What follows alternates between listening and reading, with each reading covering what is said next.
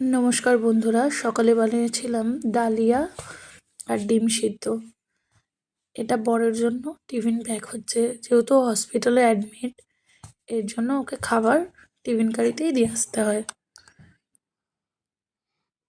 আজকে ভাবছি তোমাদের সাথে শেয়ার করব আমি ওকে কি কি খাবার দিই হসপিটালে।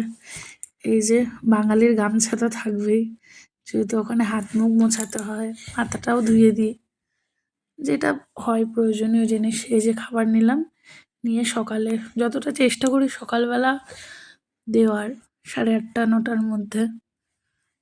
আচ্ছা, আপনাদের সাথে একটা গল্প শেয়ার করি। আমি প্রথম প্রথম যখন কোয়ার্টারে আসলাম, তখন কিছুই বুঝতে পারতাম না সংসারে কি করব কি না। রুটি করা, খাবার বানানো এত অভ্যাস ছিল না। আজ করতে করতে সব কিছুই অভ্যাসে পরিণত হয়েছে। এর জন্য মানুষ পারে না এমন কোনো কাজ নেই, সময় শিখিয়ে দেয়। বেশি চাপ কেউ নেবেন না, যখন জরুরি হবে এমনিই শিখে যাবেন। এবার দুপুরে কি কি দিলাম, এই যে সাদা ভাত, বাঙালির তো ভাত না হলে চলে না, একবেলা তো ভাত লাগবেই। হ্যাঁ, গরম গরম ধোয়া ওঠা ভাত। আর আমার স্বামী ভাতটা খেতে খুব ভালোবাসে, এখন আর কিন্তু অল্প খায়, জানেন তো। এই নিয়ে আমাদের মধ্যে খুব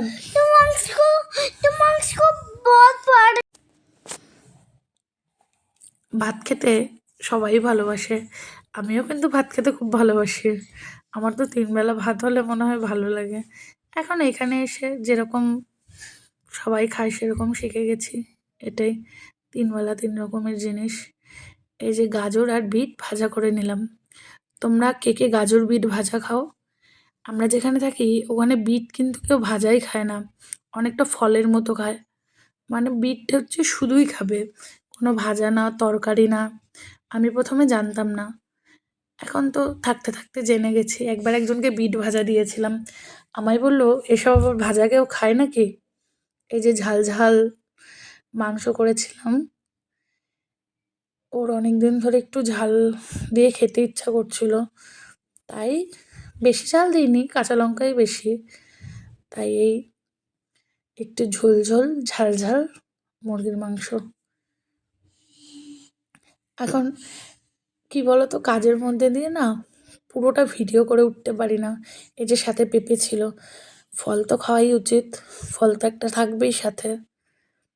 এই সব প্যাক করে নিলাম, নিয়ে আবার যাবো। এই যে দুপুরের খাবারটা 12:30-1টার মধ্যে দেওয়ার চেষ্টা করি। তারপরে বিকেলে না খাবারের ভিডিওটা করতে ভুলে গেছি। বিকালবেলা স্যুপ দিই, আর এটা হচ্ছে মালপোয়া, রুটি আর তরকার ডাল বানিয়েছিলাম। সব রকমের ডাল মিক্স করে এই তরকার ডালটা বানাই, কখনো রেসিপি শেয়ার করব, খুব ভালো লাগে খেতে। এই যে আমার সঙ্গী, রাতের অন্ধকারে মেয়ে আর মা দুজনে মিলেই যাচ্ছি, দেখো। আসলে আমার সঙ্গে আমার মেয়ে, এখানে কে আর সঙ্গে হবে, খুব বুঝদার। কেন বলছি, ও বাচ্চাদের খেয়াল রাখতে খুব ভালোবাসে। কারোর ব্যথা লাগলে, কারোর কোনো কিছু হলে তাদেরকে খুব যত্ন করে। এই যে একটুখানি হেঁটে নিল স্টাইল করে। আজ তাহলে চলি, অনেক কাজের মধ্যেই এই ভিডিওটা বানিয়ে নিলাম, কেমন হয়েছে জানিও।